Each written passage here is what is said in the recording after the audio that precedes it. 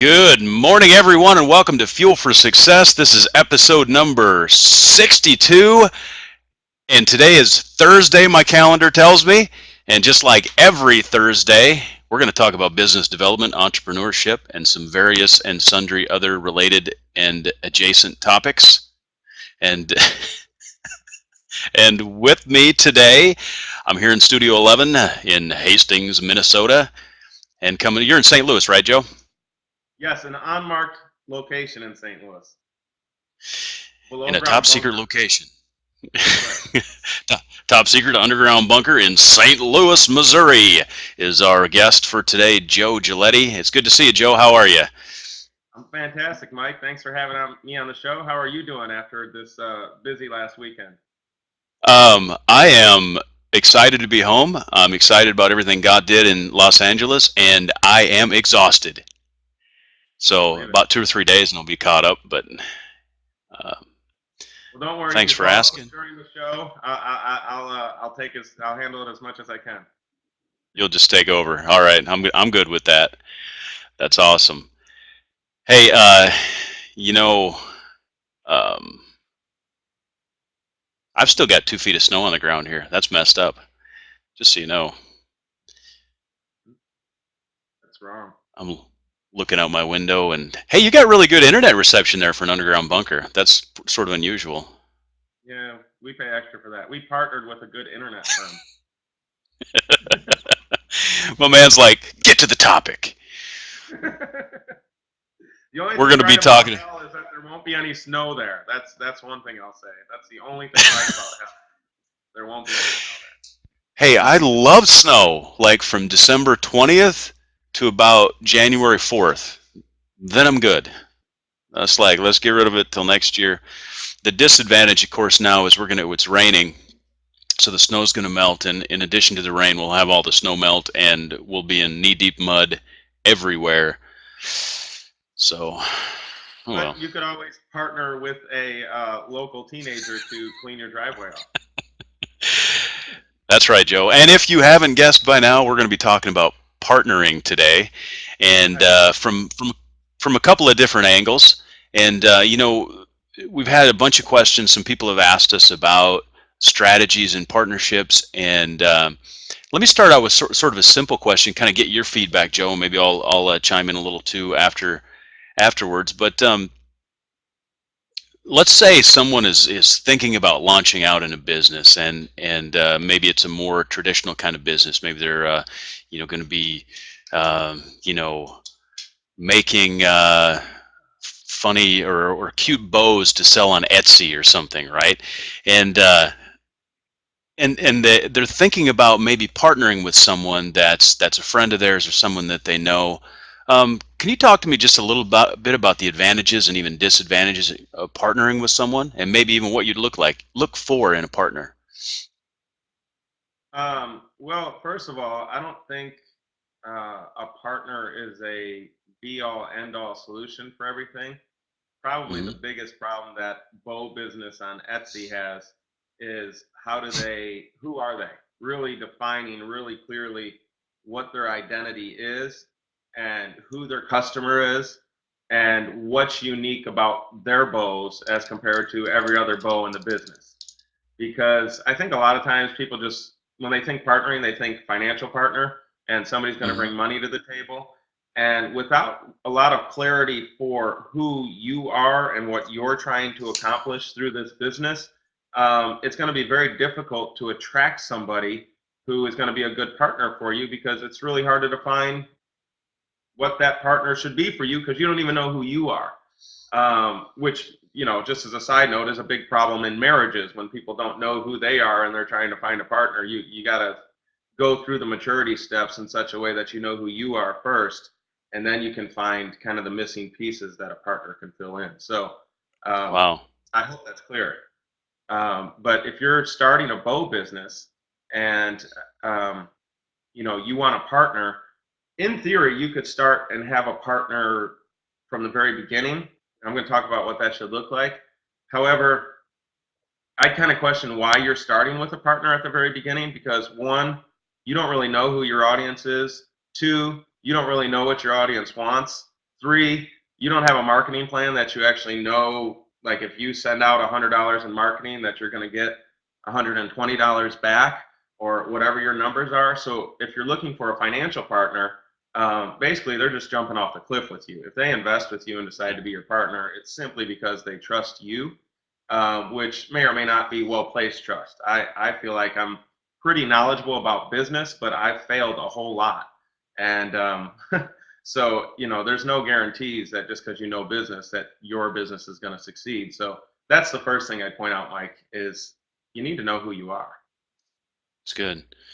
Um, that's interesting. I want to actually come back to that in a little bit when you say you failed a lot, because I think that's an interesting topic, and we should circle back to that in a minute.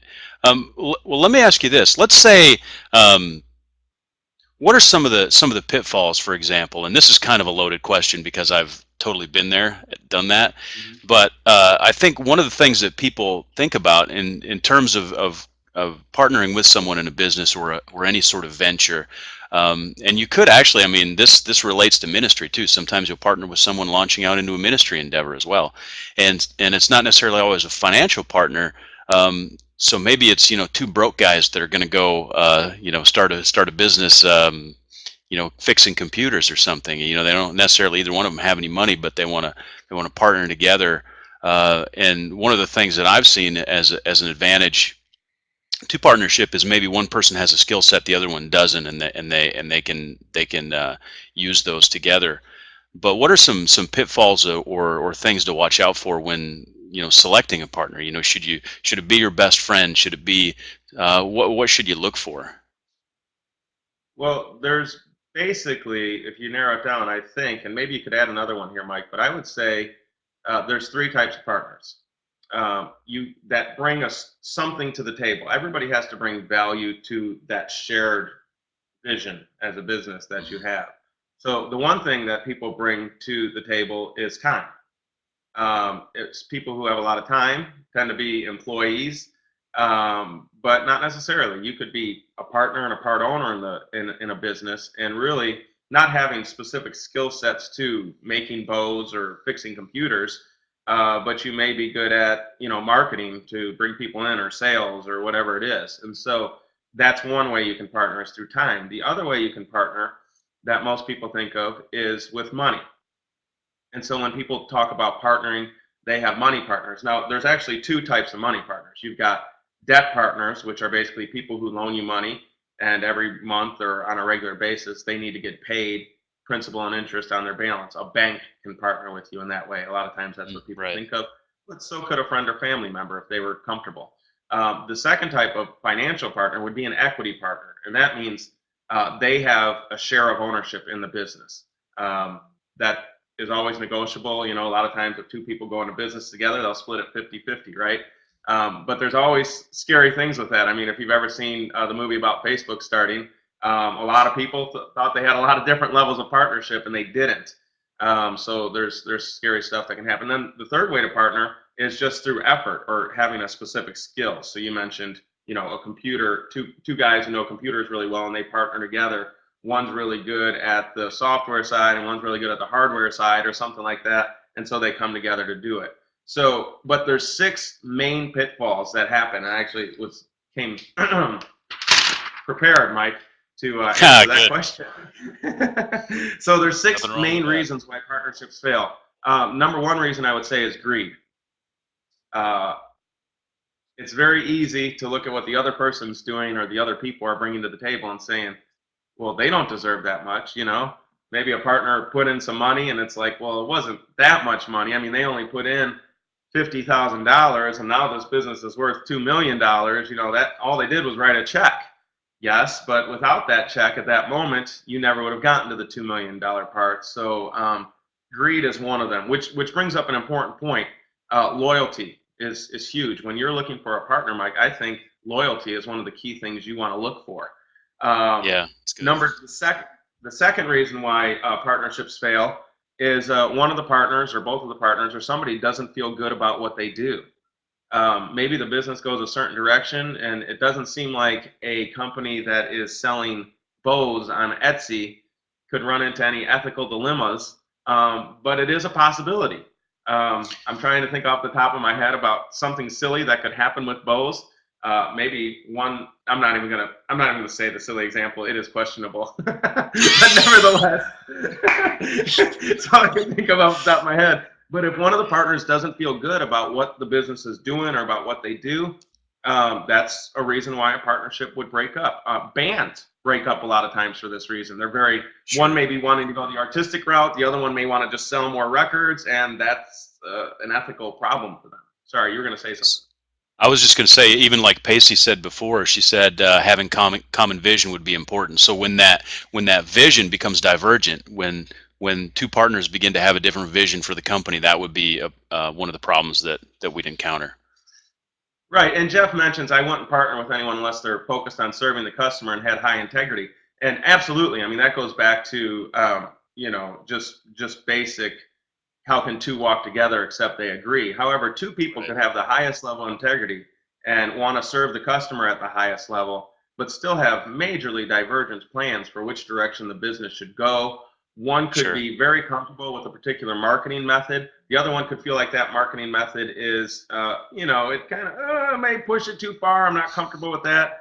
And if it's working real well and it's not a problem for one and it is a problem for another, and it may not be unethical at all, but the one just feels like it's too close to the line, those are the kinds of things that can break up partnerships. So that shared vision is Mm. important. The third reason why they fail is they don't feel important in the partnership.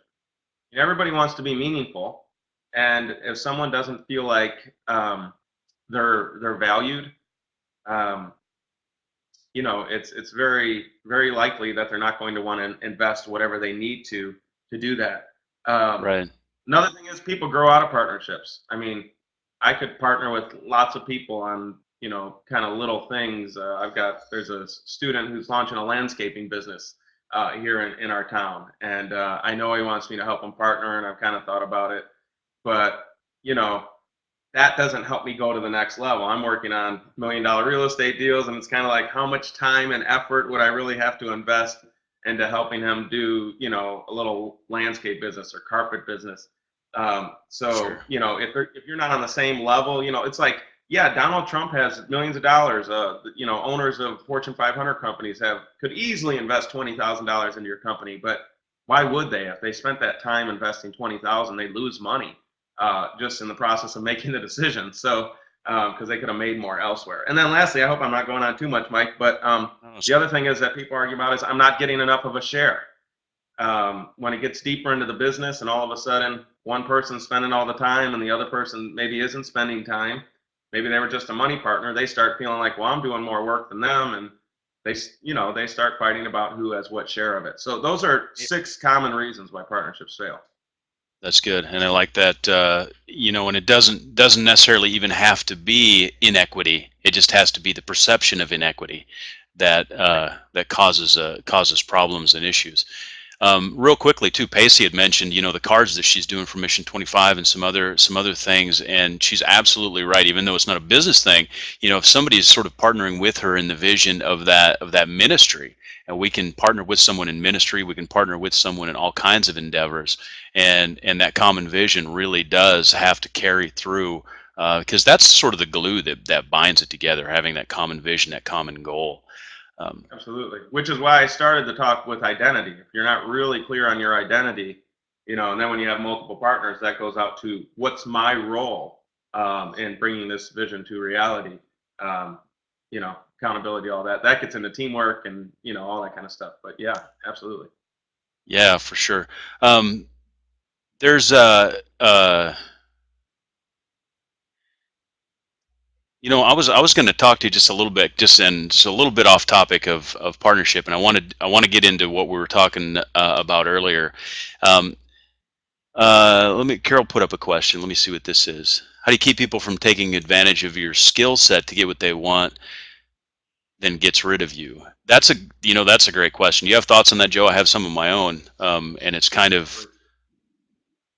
Yeah. Go ahead. Well, let me say this. If you're an employee or a contract worker, then it's basically impossible not to get taken advantage of. That's the role that you're playing. It's temporary. There's no guarantees for the future. If you're going to partner with someone and they want to take advantage of your skills so they can get what they want, then being an equity partner in a business um, basically sets you up so that you have a guaranteed percentage of the business income forever into the future.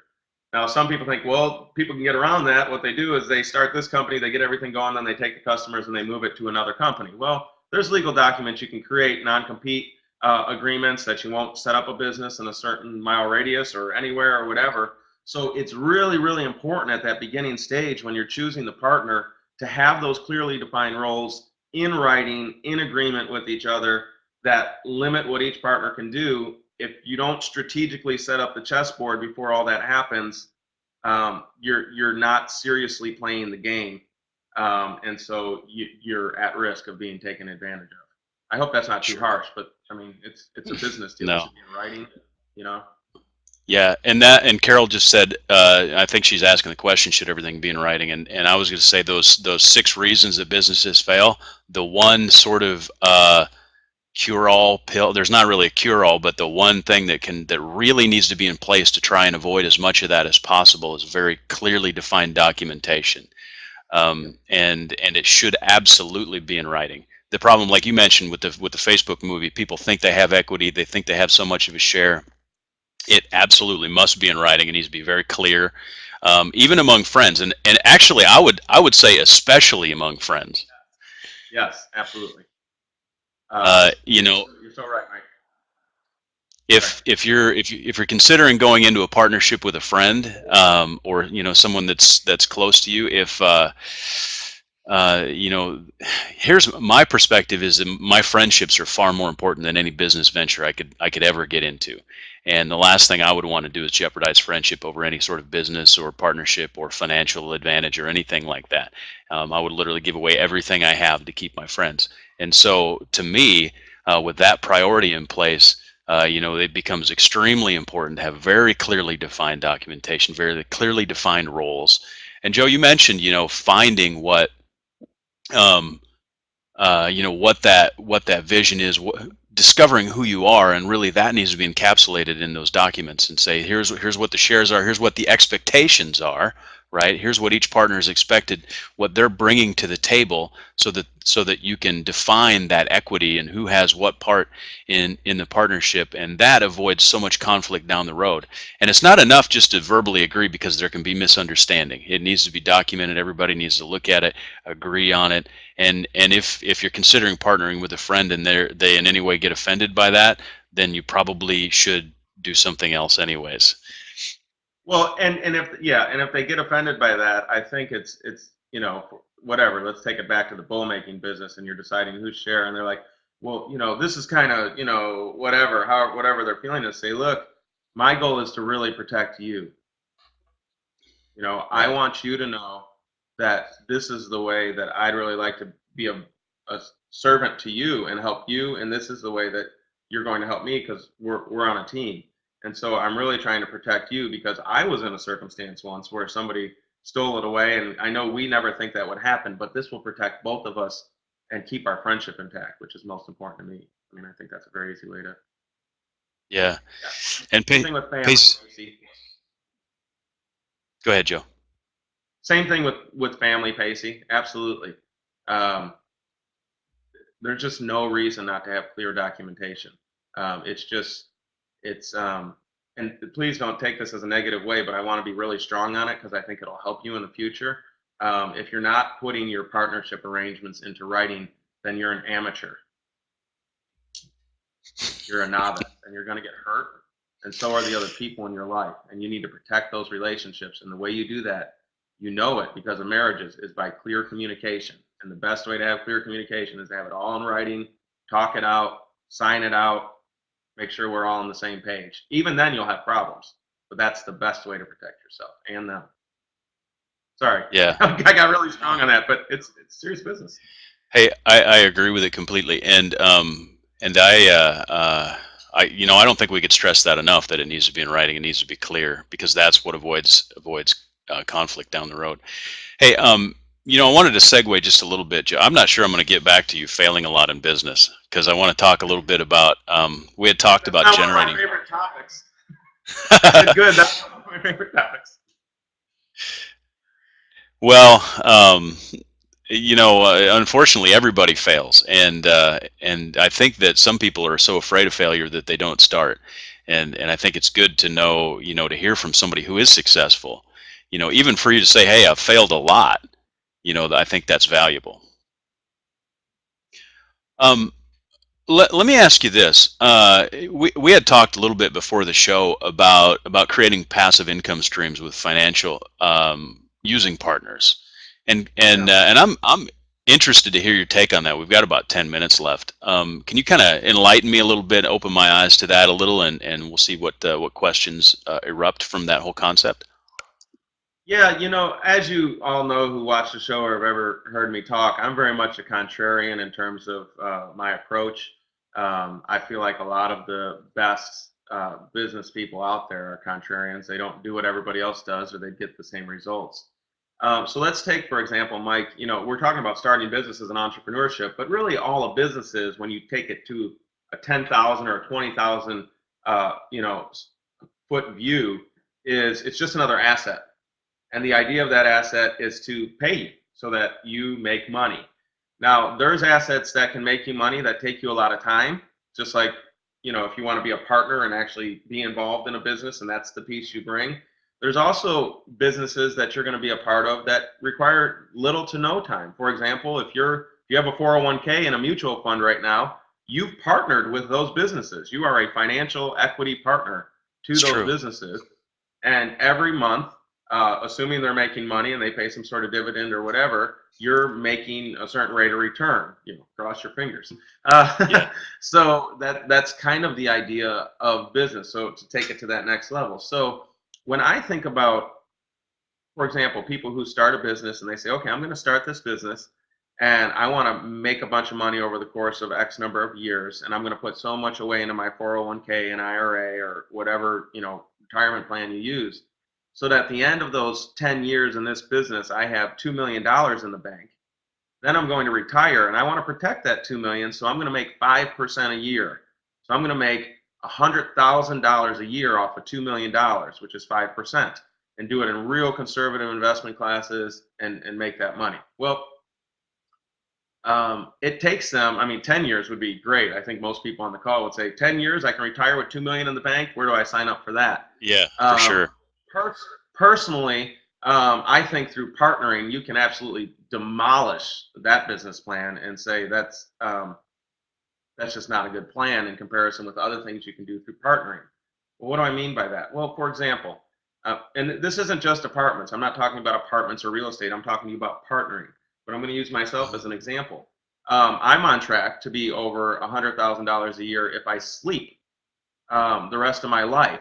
I won't have $2 million in the bank, but I'm partnering with people to purchase financial assets that pay us money every month. Some of them in basically a guaranteed form, using government-backed apartments and rentals and stuff like that. So I'm talking about passive income. So now we're kind of moving just from business and the idea of I have to do all this stuff and work real hard, to the idea of what if you could work once and get paid on what you work on for the rest of your life? And that's the idea of purchasing or creating, which is what entrepreneurs do, a Sure. business asset, whether that's real estate, a company that you're going to take private, that you're going to take public, whether that's a business that you're going to sell in the future. Right now, just to give you an example, let's put feet on the ground here, Mike. I'm working on a business. I can't disclose very much about it. I'm in Sure. non-disclosure, but I'm working on a business. I think I talked about it before, that we're working on purchasing, that builds big buildings, and schools and hospitals and stuff like that. And I'm working with a financial partner who looks for businesses that have growth opportunities. By partnering with this guy, we're working on purchasing a business that generates about $850,000 in profit per year from like 20 something million dollars in revenue. Sure. Now, Yeah. there's these huge opportunities in it to increase the value because another company that's their main competitor just had 2 buildings fall down. And there's all kinds of assets in this business that I can use as collateral so I can use the business's own things that they own as collateral to get a loan to buy the business that I'm using as collateral to buy it. That's called a leverage buyout. So Right. I'm working with a financial partner because I'm not going to go build buildings or swing hammers or figure out how to architect a steel hospital building. But what I can do is work with a partner to purchase that facility. We'll increase it from about $800,000 a year in net profits to about $5 million a year in net profits. And I'll be somewhere between a 25 and 40% owner of that company. What do I have to do? I just have to put the deal together. Once I put the deal together, bring all the right partners on board, which, by the way, they already have a staff and the employees who handle all this stuff. Once we Right. put all that together, what I have then is an asset, which is something that pays you on a regular basis. So partnering is a great solution. I don't have, $5 million to purchase a business out of pocket, but I do have time and I do have the real estate between my two ears to know a good deal when I see it, to see a possibility there, and then to sell that possibility to potential partners who already are familiar with that kind of business and make a deal come together so that we all win. I like that. And I think that a lot of people hear the term passive income, and I know Gary Vaynerchuk says that marketers ruin everything, and I think he's right. We hear passive income, and we automatically think scam, pyramid scheme, whatever, whatever, whatever. But the reality is that entrepreneurs and business people have been generating passive income streams for centuries. I mean, that's what a book author does. That's what a musician does. They create an asset that just generates revenue, becomes a passive income stream. Yeah, Mike, Uh, I just need to beat the living fire out of that idea because that will just absolutely destroy potential in your life. I mean, think about it. Do you think that the guy who makes $1 billion a year works 100,000 times harder than the guy who makes $40,000 a year? I mean, clearly money is not only the result of the amount of time and effort put in, it's also a result of things like leverage and strategy. I mean, Mark, I don't even remember his name now, but the owner of Facebook, I mean, it's not like he Zuckerberg, yeah. works more than everybody else. Yeah, Mark Zuckerberg. It's not like he works more than everybody else. Clearly, I mean, if you read, for example, Fortune magazine, and you read through, what do all of these people do who have these billion-dollar businesses and are the richest people in the world? And you'll see they are doing leverage buyouts of companies, they're doing real estate, they're doing oil and gas, they're building technology companies. You know, to think that it's a scam because it's passive, it's not like they have to work anymore. They just keep doing it because they love it. Most of it, look, if you believe that let me ask you this. I just got to hit this. I'm sorry, Mike. I got Go to hit ahead. this. Go. If you believe that passive income is a scam, how is retirement ever a possibility? You believe it can happen when you're 65, but it can't happen today? I don't think so. That's a great point. Um, there's two concepts that you brought out that I think are really key, and a lot of people don't understand. And one is that even things like a 401k, you're financially partnering with someone else to create that passive income. And what you're talking about, I mean, it's maybe hard for some of our viewers to relate to the real estate business deal you're talking about, but it's no different. It's just a different product. It's a different market, but it's the exact same thing. You're leveraging an asset to be able to create passive income.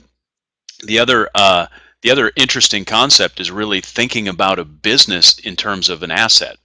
When you're starting a business, and I'm involved in a couple of different startups right now, and building those technology startups is really building an asset. It's no different than building a house and selling it.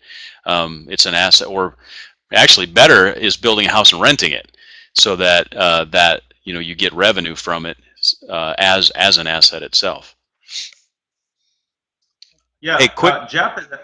Jeff is asking, what's your best advice for growing a business like a clothing store? All right, Jeff. Well, we're talking about partnering today.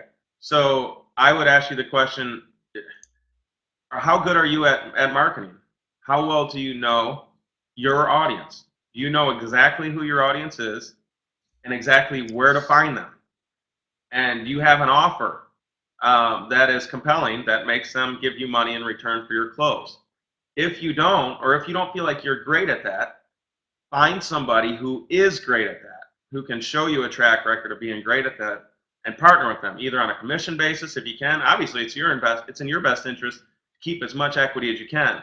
But one of the reasons I failed a lot, Mike, over the years, and I just wrote down a bunch of reasons why I failed last night. I was in a melancholy mood, and I was like, okay, here's everything I've done wrong. I only got to 10, and I got depressed, so I just stopped there. But but here's the point. My point is, one of the things that I would have did differently when I started when I was like 20 is I would have hired the best possible people. Jeff, if you want a great clothing store business, I think you need the best designers who really have the finger on the pulse of what your audience wants, and you need the best marketers. There's lots of great quality stuff out there. There's not a lot of great people who have the ability to get that out in such a way to make people trade money for it. Yeah, I like that exactly. In the vein of partnership too, I would say to Jeff, look at where are your weaknesses, and if you have, obviously, if you have the capital to invest, to hire, or to outsource, if you're weak in logistics, find somebody who's strong in logistics and either outsource that, or if you don't have the working capital to do it, trading equity in a partnership deal may be a good opportunity. If it's like you said, if it's marketing, then go there. If maybe it's even financial planning, maybe you're just struggling keeping cash flow and finances, and then you need to bring in somebody who has that expertise to be able to manage that. And maybe you're just short on capital and you need a financial partner to help you, because sometimes you need more cash flow to be able to create business, and cash flow can be a killer for any business. That's why I say marketing. That'll bring that money in. Yeah. Hey, can I have that list of 10 things that you did, Joe? That No. Come on. No, I'll share them with you sometime. Yeah. Or do you want? I don't think I have it in front of me now, anyway. So. That's okay. Hey, we should do a show on the 10 reasons, the 10 thing. I'll share the 10 things that I've done that created chaos and wrecked things and failed businesses, and you can share yours. But hey, Joe, it's been great having you on here today. I appreciate you being here, sharing a lot of wisdom, a lot of insight about partnerships and about business development in general, and a lot of really mind-opening things about passive income streams. So I appreciate that, my friend. Thank you for having me. I love your audience. Yeah, they're great, aren't they?